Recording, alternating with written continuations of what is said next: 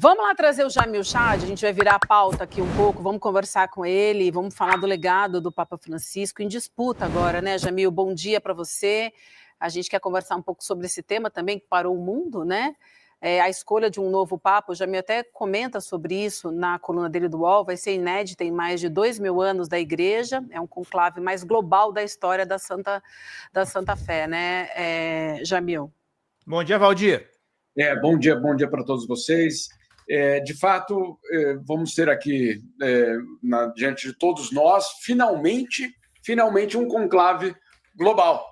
Finalmente um conclave que tem uma dimensão global. Quando, lá em Roma, esses cardeais chegarem, eles não vão chegar mais de alguma cidade italiana apenas, ou de algum local da Europa. Pela primeira vez, o conclave será realmente universal. Os representantes de mais de 70 países, e isso é resultado direto do próprio Papa Francisco, que, claro, sabendo, isso eu me lembro já no começo do papado do Francisco, ele disse, vai ser um papado, vai ser um pontificado curto o meu, não vai ser um pontificado longo, até durou mais, talvez, do que ele mesmo tenha imaginado, mas o que ele dizia, eu preciso preparar justamente a igreja para que ela continue a reforma que ele começou. Então, o que ele faz? Ele nomeia dos 136, 135 cardeais que vão participar do conclave, 108 vieram, basicamente, das mãos do próprio Francisco. E ele, olha só, ele nomeia cardeais do sul global. A gente acha, não, mas o que tem a ver a religião com geopolítica? Tudo, absolutamente tudo. Ele nomeia cardeais do Haiti, do Sudão do Sul, do Timor-Leste, da Indonésia, da Malásia. Ele vai, obviamente, buscar representantes em locais onde tradicionalmente bora colaborar, a igreja turma, não tinha Lilian aí no chat. Só para a gente colocar aqui vamos dizer assim, numa série histórica, mais ou menos ali em 1958, no conclave de 1958, o número de países, vamos assim, representados, e claro, eles não representam países, eles não representam governos, mas certamente eles representam uma realidade diferente de um cardeal de Assis, ou de um cardeal de Bérgamo, ou de um cardeal de Milão. Eles realmente têm uma diversidade hoje muito maior. Hoje, mais ou menos 71 nacionalidades. Em 1958, eram ali 26, 27 nacionalidades, a maioria deles todos europeus, e dentro desses europeus, claro, uma grande maioria italianos. Então, nós vamos ter aí, daqui a pouco, um conclave que realmente vai ser histórico, porque ele vai ser o conclave mais global da história de 2.000 anos do Vaticano. César, é só trazer um dado só para corroborar isso que o Jamil falou. O Papa Francisco nomeou, por exemplo, um cardeal em Teherã pela primeira vez, em Belgrado, na Sérvia, e também nomeou 20 cardeais de países que nunca tiveram clérigo no cargo. Por exemplo, Mongólia, Laos, Papua Nova Guiné e Mali, só para trazer nomes de países a esse sul global que o Jamil se referiu.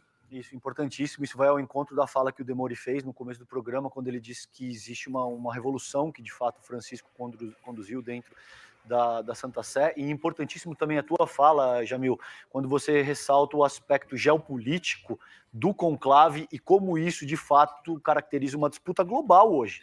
Você tem todas as lideranças do mundo, à direita e progressistas, fazendo força para, de fato, conseguir fazer valer a sua agenda nesse conclave. Você é um cara que entende muito bem disso, uma sumidade aí na forma como a sociedade internacional funciona e como essas peças do jogo geopolítico se movimentam.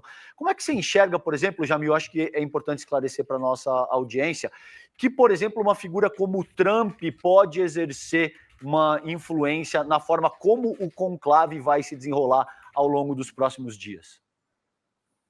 César, olha só, eu estava conversando, inclusive, com um vaticanista, só há poucas semanas, ele dizia, nunca foi tão importante o isolamento dos cardeais durante o conclave como agora. Por quê? Porque, obviamente, e aí o conclave, só para a gente colocar também no contexto, o conclave, ele tenta justamente permitir que esses cardeais possam tomar uma decisão sem influência externa, ou seja, sem Fala, pressão, Efraim, bom dia, sem querido. bullying. sem chantagem. Adivinha quem está fazendo a chantagem e o bullying neste momento? Claro, a extrema-direita e aí principalmente o governo norte-americano na diplomacia internacional. Então, obviamente, nunca foi tão importante. Em primeiro lugar, por conta desse aspecto. Segundo aspecto fundamental, vai ser o primeiro conclave no qual as redes sociais terão um papel também fundamental em formatar a narrativa justamente desse momento. É verdade, em 2013 já existia internet, rede social, tudo isso. Mas é muito curioso, porque em 2013, qual era a grande preocupação do Vaticano? Eu me lembro eu entrar na Capela Sistina um dia antes de começar o conclave, os organizadores lá do Vaticano nos mostravam como ia funcionar, onde ia ficar o forno, mas aonde ia ficar o aparelho que impedia, bloqueava sinais de celulares. Qual era a preocupação naquele momento, César? De que os cardeais caíssem na tentação, uma palavra muito boa para eles, inclusive, uma tentação de tuitar alguma coisa lá de dentro. Não era a preocupação do quanto eles seriam influenciados pela narrativa construída na internet. Olha como mudou, né, a nossa vivência da internet. 12 anos depois, a preocupação no Vaticano não é sobre uma tentação de um cardeal ir lá e tuitar uma foto dele na Capela Sistina, não. É justamente de blindar esses cardeais de uma eventual pressão justamente das redes sociais. E aí, fala, não, mas isso aí, em base no que é que eles estão? Eu tive contato com um cardeal, que justamente vai participar desse conclave, e ele me passou um estudo que foi feito justamente por uma consultoria contratada pelo Vaticano sobre o momento em que o Papa ficou doente e foi internado, ali em março, agora, né? Aquela internação prolongada, muita gente muito preocupada, e o Vaticano foi olhar para o que estava acontecendo nas redes sociais, descobriu algo assustador.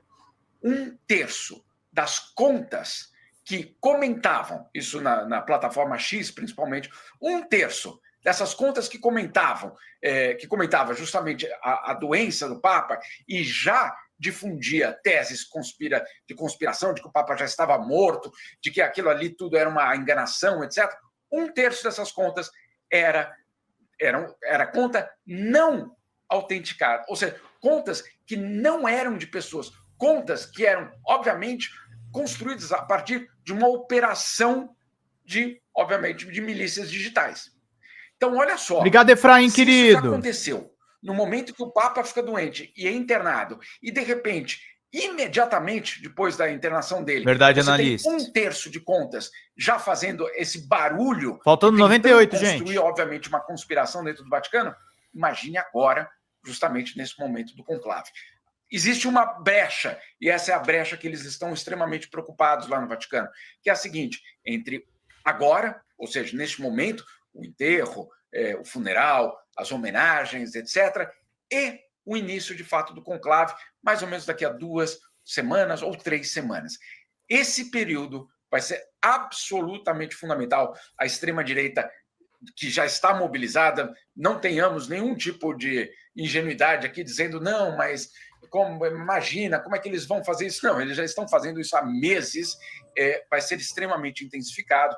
É bom a gente ficar, obviamente, de olho em tudo isso. Qual é vamos dizer assim, a grande esperança da ala progressista no Vaticano? É de que, claro, o Papa tenha conseguido, com essas nomeações, com essa transformação do conclave em um conclave do sul global, que ele tenha conseguido justamente diversificar essas vozes. Mas a gente tem que lembrar 2 aspectos. O primeiro deles, sul global, e a gente conhece muito bem isso, porque nós somos o sul global e nós também temos extrema-direita, né? Não precisa, não é analista. Não é o fato de nós sermos sul global que automaticamente nos coloca na posição de progressistas. Não, a Argentina é sul global e ela é absolutamente governada hoje pela extrema-direita. Nós temos um movimento de extrema-direita no Brasil extremamente forte e assim por diante no mundo. Ou seja, muita cautela em relação a isso. E 2, esse é um aspecto novo desse conclave. Muitos desses cardeais que foram nomeados, o William citou alguns, Papua Nova Guiné, Haiti, Mali, Sudão do Sul, eles nunca se encontraram antes. Ou seja, não é um grupo coeso, unânime, família, que sai para tomar e aí não estou exagerando não, mas tomar uma cerveja na primavera romana, não. São pessoas que não se conhecem e que, portanto, talvez não tenham ainda a articulação necessária para chegar a nomes consensuais. Tudo isso vai estar em jogo agora, daqui a 2 semanas, no conclave. Jamil, você muito bem falou dessas milícias digitais, eu não sabia dessa movimentação. Veja, olha, se tem 1/3 das contas, falando em papado, que são contas automatizadas, os robôs, como a gente fala, né? Os bots, conta fake, conta operada por fazenda de bot. É porque tem dinheiro nisso, né, Jamil? Se tem dinheiro nisso, tem interesse, né? Onde tem dinheiro, tem poder, né? Eu quero só pegar um exemplo, Jamil, depois queria jogar para você, para a gente falar sobre possíveis candidatos que estão mais na frente dessa corrida, se bem que tem um ditado que se fala no Vaticano que quem entra papa no conclave sai cardeal, né? Então, se o cara entra muito... não, sou eu, geralmente não dá... O Bergoglio era um completo azarão, ninguém falava no Bergoglio. Pega as bolsas de apostas na época, ninguém falava em Bergoglio, né? Aí saiu de lá papa. Agora, Jamil, uma coisa da nossa realidade aqui, que eu acho que é muito importante a gente prestar atenção, é o seguinte. A gente viu, nos últimos anos, com a ascensão da extrema-direita, dessa nova extrema-direita no Brasil, ela veio junto com um caldo do que a gente chama, grosso modo, de evangélicos, né? Que não são todos, não é uma generalização, mas quando a gente fala, a gente sabe de quem a gente está falando, não precisa ficar explicando toda hora, né? O Malafaia, o Feliciano, enfim. Sabemos quem são esses evangélicos, não misturemos eles com as outras pessoas. A gente tem no Brasil também, Jamil, aí já há um bom tempo, uma parte da Igreja Católica Apostólica Romana que é ultraconservadora. A gente tem uns malafaias na Igreja Católica Apostólica Romana. Esse é o grande ponto. Vamos lembrar que na tentativa de golpe tem um padre da paróquia de Osasco. Esse padre, Jamil, ele é discípulo de uma outra onda de padres aí, cujo José Eduardo de Oliveira da Silva. Padre José Eduardo de Oliveira da Silva. Esse padre foi treinado por um cidadão espanhol chamado Inácio Arzuaga em 2013 aqui no Brasil sobre como criar as milícias digitais. Daí, desse seio da Igreja Católica, Jamil, saiu o Ala dos Santos. O Ala dos Santos era a coroinha da Igreja Católica dessa turma da ultradireita. Tem um padre aqui no Brasil que é muito famoso, que é o padre Paulo Ricardo. Eu pedi para o pessoal separar uma imagem, eu não sei se a imagem tem qualidade para mostrar, mas para vocês terem uma ideia, isso é um padre da Igreja Católica Apostólica Romana segurando uma espingarda junto com Olavo de Carvalho, com um outro cidadão que está segurando um fuzil. Dá para ver claramente que essa do lado é uma arma de mais grosso calibre. Isso na casa do Olavo de Carvalho, na Virgínia. Isso aqui é um padre da Igreja Católica. Esse padre é super popular, Jamil. O que é que acontece? Qual que é o meu temor da gente ter um papado agora conservador, por exemplo? Esses padres, eles são tolerados pelo papado do Francisco, porque, em certa medida, também não dá para mexer com esses caras, porque eles são muito grandes.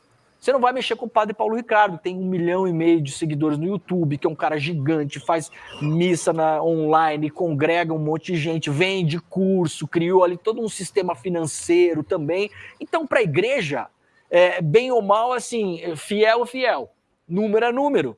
Então, esses caras estão aqui dentro. Jamil, se o papado agora cai na mão do ultraconservador... Vamos lá, gente, pinguem superchats. Visualizar no Brasil, daqui 1 ano, 2, 3, 4, o Papa vindo para o Brasil recebendo o padre Paulo Ricardo. Então, quando a gente fala em papado, as pessoas ficam muito, mas não influencia, mas, gente, pelo amor de Deus, bota o pé no chão, gente. Veja quantos seguidores tem o padre Paulo Ricardo, veja quantas pessoas ele atinge, veja quantas pessoas ele influencia. Tem foto do padre Paulo Ricardo com o Bolsonaro. Os caras fazendo missa, Vivi. Jamil, as missas, inclusive desse padre que foi preso no golpe, se a gente conseguisse recuperar, em algum dia eu vou trazer aqui quando voltar esse assunto. A igreja do cara em Osasco, Jamil, durante o 7 de setembro, a proclamação da República, a semana da eleição, é um monte de coisa verde e amarelo pendurado, meu camarada.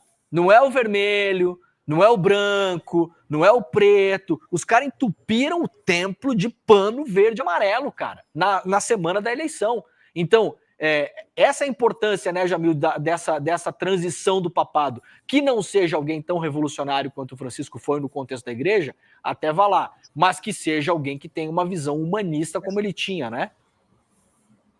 Exato, Demório, eu acho que é perfeito que você tenha colocado um fator que eu tenho escutado muito, falar, mas não é mais tão importante. olha, gente, a política ela é feita pela conquista também dos corações.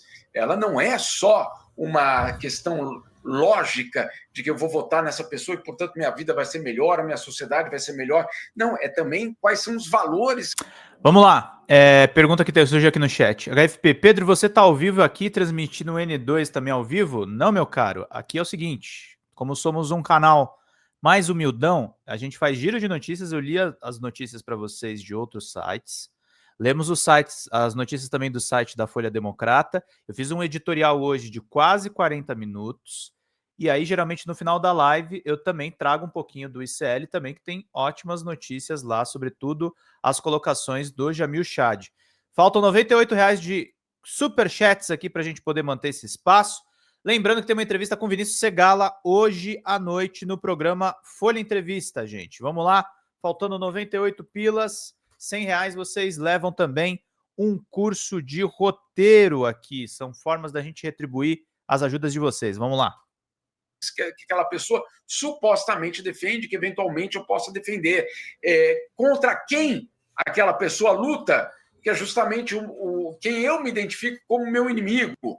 Né? Tem vários elementos da narrativa que passa justamente, isso é fundamental, pela crença, pela fé. Agora, não é a fé em Deus, é a fé, obviamente, num sistema de valores que você acredita. Eu até tenho uma tese, Demore, que é o seguinte, muitas dessas pessoas hoje, elas não podem sequer questionar as mentiras de Jair Bolsonaro ou do próprio movimento bolsonarista, porque a identidade delas passa justamente hoje pelo bolsonarismo. Se ela questiona o bolsonarismo, quem são eles? Depois dessa identificação tão profunda com um movimento político. Esse é uma sacada, basicamente, que o bolsonarismo conseguiu, impressionante, porque não é só que cria fiéis ao movimento. Esses fiéis são fiéis e pessoas que passaram a ser identificados com aquilo. Se aquilo ali desmorona, eu fico me perguntando, a identidade daquelas pessoas passa por onde? E isso, obviamente, esses padres, esses bispos que você citou, eles são absolutamente fundamentais. Por isso, achar que o conclave é uma história só lá daqueles cardeais lá em Roma é desconhecer, obviamente, o papel que a igreja pode ter em vários locais do mundo e, neste momento, em chancelar uma política de extrema-direita. Ou seja, se nós tivermos, eventualmente, uma igreja, o Vaticano, liderado por alguém simpático à extrema-direita, o que nós teremos é, basicamente, primeiro, o silêncio em relação a qualquer tipo de crítica ao tratamento de imigrantes, pobres, e dois, eventualmente, a chancela de todas essas políticas, o que, obviamente, cria uma situação muito complicada. Deixa eu Padre Paulo Ricardo, no Instagram, 2,5 milhões de seguidores. No YouTube, 2 milhões de assinantes. Gente, aqui, ó, a gente tem que ser muito correto com a nossa audiência. É mais do que o ICL. Sim. Tá? Então, assim, quem influencia quem? Quem tem poder sobre quem? Quantas pessoas estão nos ouvindo e quantas pessoas estão ouvindo esse padre? Esse é um padre, Vivi.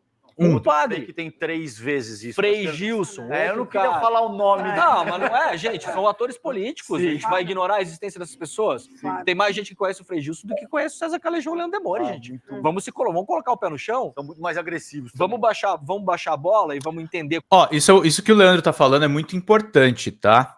Sobretudo quando eu começo a falar a respeito do Pablo Marçal aqui, vem gente falando, você tá fazendo propaganda do Pablo Marçal. Tem muito mais gente que conhece o Pablo Marçal do que Pedro Zambarda, gente. Tá? Vocês podem contribuir para eu ser mais conhecido, mas a gente precisa manter a nossa live aqui contribuindo com os superchats. Mas a gente tem que ser realista, gente. Pessoas que são maiores que a gente nomeia, inclusive até para detonar. Como o mundo gira, essas pessoas têm poder de influência real. Você imagina um papa conservador ou ultraconservador como Ratzinger, ou pior, vindo para o Brasil, fazendo uma reunião com esses caras, fazendo uma foto desses caras. O padre Paulo Ricardo vai de 2 milhões para 5. Recebendo beijo do Trump. Exato, gente. Então, pera lá. Isso é uma cobertura política fundamental para a gente prestar atenção. Sim. Fala, Jamil. Não, eu só queria completar, porque um dos aspectos fundamentais desse conclave é o futuro das reformas que o Papa iniciou, que o Papa Francisco iniciou. Então, o que está em jogo não é a escolha de um novo Papa, é o destino da Igreja e, portanto, o destino da política em muitos países pelo mundo. A reforma da Igreja tem uma relação direta com as nossas vidas, apesar de você poder até ser considerado, eu sou ateu, ok, mas a tua vida também passa pelo conclave. Essa é a realidade, como o Demore falou, temos que colocar o pé no chão, porque muita gente, obviamente, é influenciada HFP, pelo é isso que mesmo. acontece aqui. Eu acho que tem um elemento que a gente precisa considerar. Obrigado, Nessa Analice. reforma Quanto foi de que ajudinha? Só para a gente fazer a conta aqui. Bergoglio fez, ele gerou muitos inimigos, porque ele tocou no aspecto fundamental, que era o privilégio da cúria. Né? Ele tentou desmontar uma estrutura de poder. É isso que ele fez. Por exemplo, logo que ele assumiu, o que ele fez foi convocar nove cardeais para começar uma reforma da Constituição da Igreja. O que falava, ou qual era o objetivo? Tirar o poder da cúria lá em Roma e transferir responsabilidade e poder para as conferências de bispos nos respectivos países. Ou seja, o que ele estava fazendo? Descentralizando. O que ele estava fazendo, Demore? Tirando o poder daqueles que viviam do poder e do privilégio lá dentro do Vaticano. E isso, gente... É o chamado G9, ou C9, né? É o G9 que ele criou, né? Ele criou uma espécie de órgão que não existia, e a gente até mostrou antes de você entrar aqui, Jamil, foi o primeiro Papa que liberou, por exemplo, balanços financeiros do Vaticano, mostrando quantos imóveis o Vaticano tinha. Nunca tinha acontecido na história, gente. Em 2022, o Francisco falou, não, a gente vai tornar isso público, 5 mil imóveis, Jamil, e aí descobriu-se o quê? Só 40% dos imóveis da igreja eram alugados a preço de mercado. O resto era tudo alugado para brother, para irmão de papa, para familiar, de padre, para familiar, para padre, para ex-padre, para tudo que era coisa. Então o Bergoglio, vocês imaginam quanta gente não ficou pé da vida com esse negócio, né, Jamil? Até, deixa eu aproveitar e emendar uma fazer a pergunta. lista. Eu sei que a gente está no para o ímpar aqui, tá?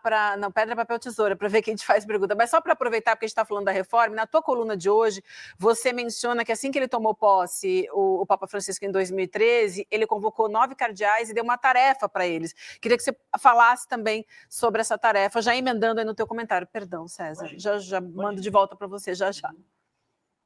É isso aí, Vivi. Na verdade, o que o Demore está falando, esse C9, esse grupo que não existia, ele então instituído logo depois que ele toma posse, e o Papa manda, basicamente, o grupo ali limpar, né, a mesa. E isso envolve a publicação do primeiro balanço do Banco do Vaticano em 125 anos. 125 anos, pela primeira vez, o Banco do Vaticano tinha um balanço, né? Ou seja, com todos esses dados aí que o Leandro acabou de falar. Mas ele faz outros gestos. Ele, por exemplo, ele desce lá na garagem do Vaticano e olha para os carros e fala, que história é essa?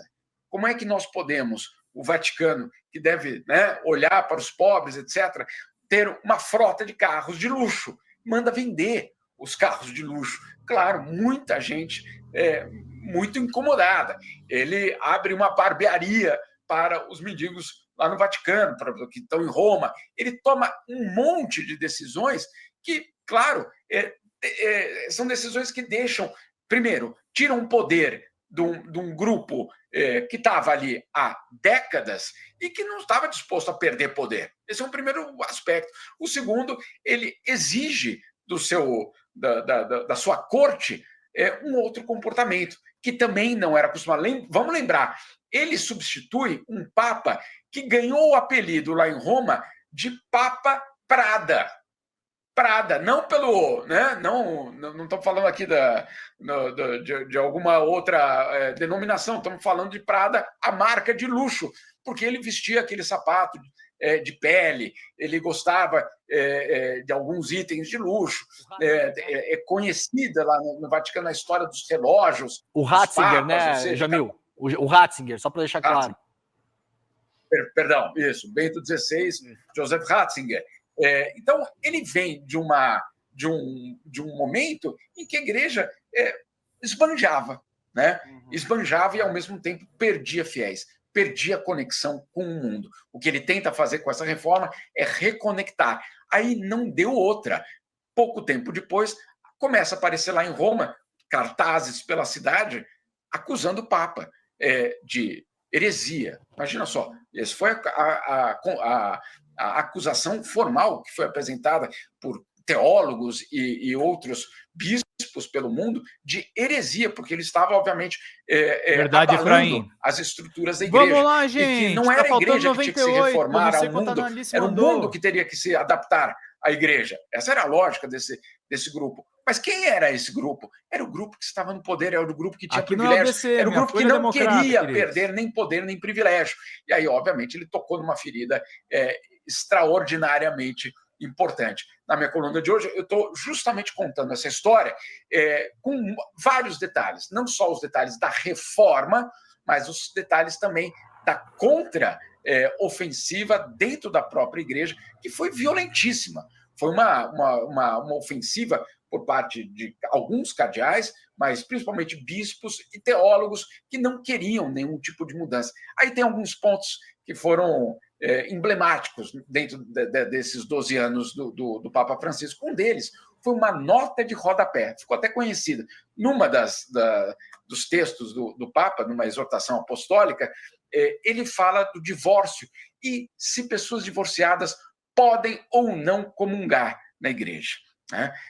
Era uma nota de rodapé que ele, obviamente, uma pessoa muito inteligente, a nota de rodapé 351, porque ela ficou famosa, ela fala de uma forma ambígua, ela deixa de uma forma ambígua, mas é uma ambiguidade deliberada, dizendo, olha, tem gente que casou de novo que, de repente, poderia ser considerado para outra vez comungar. Ou seja, o Papa dizendo aquela regra do divórcio, uma vez divorciado você não pode mais, talvez esteja na hora de rever isso. E isso, gente, abriu uma crise profunda dentro da igreja.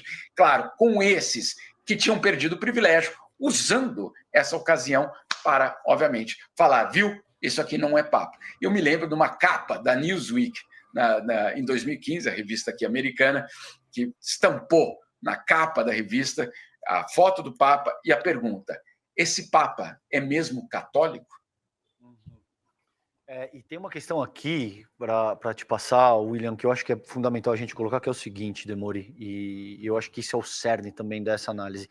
Essa direita transnacional está tão preocupada com isso, porque uma figura como o Bergoglio, ele representa a impossibilidade de utilizar a religião como forma de instrumentalizar o ódio, a misoginia, o racismo e todas essas forças que a extrema-direita utiliza tão bem como plataforma para fazer política. Daí o risco, e daí a tua colocação é extremamente pertinente, porque se a gente tem um Papa mais conservador, como sumo pontífice, é óbvio que a mensagem institucional que isso envia para as lideranças subsequentes é devastadora nesse sentido. Claro. É óbvio que você pode, portanto, utilizar todos esses artifícios da extrema-direita como armas legítimas através do dogma religioso. Agora temos o chefe que concorda com que é uma empresa, gente. Pronto. Daí você tem os funcionários lá que estão fazendo coisa que não é bem, mas o cara, digamos assim, performa bem, o cara traz cliente. Vamos encarar dessa maneira? É isso. O padre Paulo Ricardo, ele traz cliente, ele lota a igreja. Vende bem. Ele vende bem, ele vende curso, sei lá o que faz lá, é um monte de coisa. O cara é uma potência dentro da empresa. Mas não necessariamente ele comunga com os valores da chefia. A chefia tem outros valores. Se vem, então aquilo ali é uma coisa, uma onda anômala contida. Agora, se muda a chefia tá com a cabeça igual esse cara vira gerente. Isso. Ele vira supervisor. Ganha um alinhamento institucional. Claro, você acha que o Bergoglio ia colocar um cara como o Padre Ricardo como arcebispo de algum lugar? Jamais. Se entra um Ratzinger da vida, daqui a pouco o cara vira arcebispo lá de Campo Grande, sei lá eu da onde, daqui a pouco vira cardeal. Quando vê, tem um cara desses que é o cardeal brasileiro representando o Brasil na Santa Sé. Então, esse é o problema, esse é o perigo dessa história. Aí não estaremos mais falando numa extrema-direita no Brasil que é ligada a esses evangélicos. Quando vê, não tá só esses caras lá junto com a extrema-direita. A gente tem boa parte da Igreja Católica Apostólica Romana que, apesar de ter uma decadência visível do número de fiéis nos últimos anos, ainda é gigante no Brasil, né? Não é? Ainda é a maior congregação religiosa do Brasil, que junta mais gente, né? Então a gente tem que ter muito cuidado com isso nos próximos dias. Só queria fazer um registro disso tudo que o Jamil falou, que é importante mais, o Demore complementou, como a extrema-direita teve gente que comemorou a morte do Papa Francisco, né? E sobre como isso só me lembra o que o Papa Francisco falou, né? Que é melhor ser ateu do que ser um católico hipócrita, como são essas pessoas. Então, limpeza espiritual, não foi isso? Exatamente. Tá lá no nosso, tá no ICLNoticias.com.br, uma vereadora, inclusive, gente, essa reportagem. Uma vereadora de onde? Lá de Porto Alegre, no Rio Grande do Sul. E eu sempre gosto de pensar, Vivian, nas pessoas pelos seus adversários ideológicos. Olha quem é o adversário ideológico do Papa Francisco e você vê que está do lado certo da história, certamente vai entrar para esse espectro. E a gente lamenta muito que tenha gente que age assim no Brasil ainda em 2020. Eu odeio Gandhi, né? Nossa, eu odeio Gandhi. Bom, você é uma pessoa boa, já não parece ser, né? Você, agora, né? Veja como funciona isso aí, Demori, o que a gente estava falando, porque, por exemplo, você citou o Gilson, e aí eu concordo. O cara tem milhões de seguidores. Não é agora, a gente que vai dar palco. Exato, concordo totalmente com a tua análise. Agora, essa mulher, por exemplo, ao destilar ódio contra uma figura tão notória contra o Francisco, ela ganha espaço no nenhum. Em qual outro contexto a gente sequer citaria o nome dessa criatura se não fosse ela destilando ódio contra uma figura tão notória? Então é um método que funciona de fato. Essa a gente pode ignorar, aliás. Exato. Quero nem saber o nome. Não precisa falar o nome. Alguns comentários importantes aqui. O Efraim Silva, né? No dia da posse do Francisco, não quis usar o famoso sapato vermelho. O assistente insistiu e Francisco disse: se você gosta tanto, use você.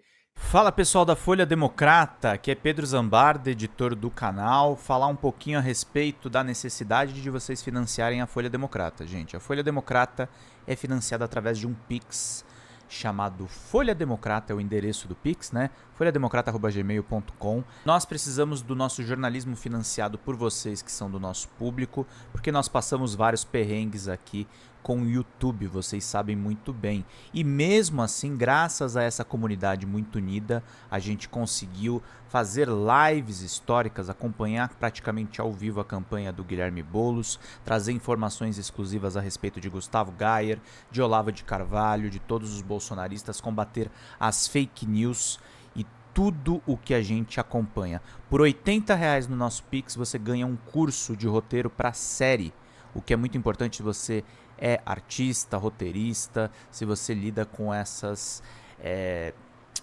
práticas da economia criativa. Outra forma de você colaborar também é se tornando membro aqui do nosso canal. Isso é muito importante para você fazer as suas atividades por aqui, porque você tem acesso a vídeos exclusivos e nós temos um curso de jornalismo básico para você poder acompanhar a partir de R$5, que é ministrado por mim. A gente tem aí quase uma dezena de aulas e muito conteúdo para você poder acompanhar. Meus caros, minhas caras, financiem o jornalismo independente, financiem o jornalismo que se posiciona à esquerda, financiem o jornalismo na internet, que traz informações confiáveis, checadas, que cruza informações e que trata você, que é o nosso público, de uma maneira muito séria. Vida longa e próspera, gente. Cuidem dos seus. Até mais. Tchau, tchau.